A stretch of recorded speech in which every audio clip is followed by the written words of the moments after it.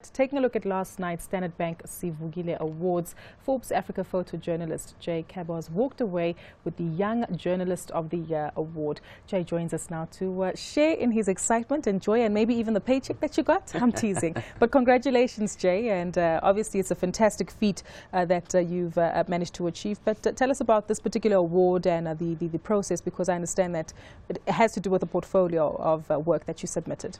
Yes, actually, it's quite funny because in that last clip over there, I saw a number of my photographs that we took over the mining strike last year, and it's amazing because you actually remember all those memories that you see throughout the year, and it's one of the reasons why I actually won the award was because we had such a strong portfolio, and it's probably because as a Forbes Africa journalist, you spend a lot of time out in the field. We're a very small team.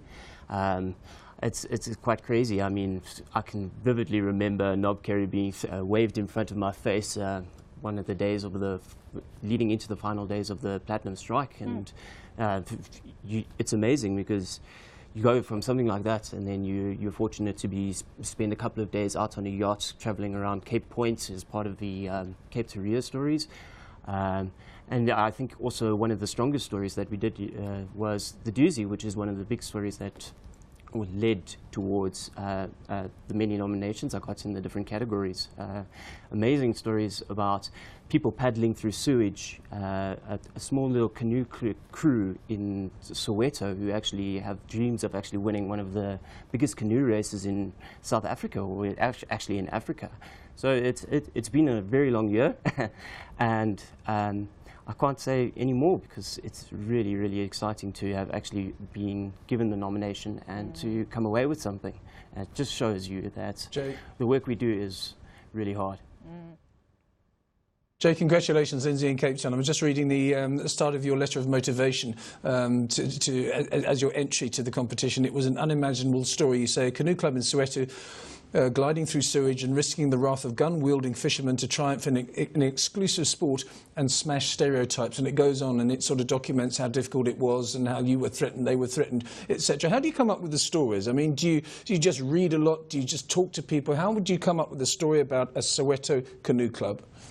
Well, the Soweto club, actually, we just heard about it. It was a small little rumor, actually, when it first started. And basically, a lot of the time for these stories, you're spending trying to actually find the people who are involved with it.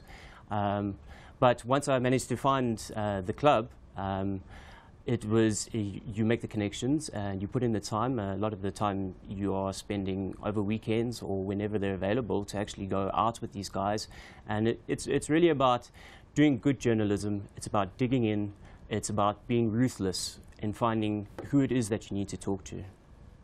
Jay, well, we certainly wish you all the best going forward, and another big congratulations on winning the award last night. That was Forbes Africa photojournalist Jay Caboz there.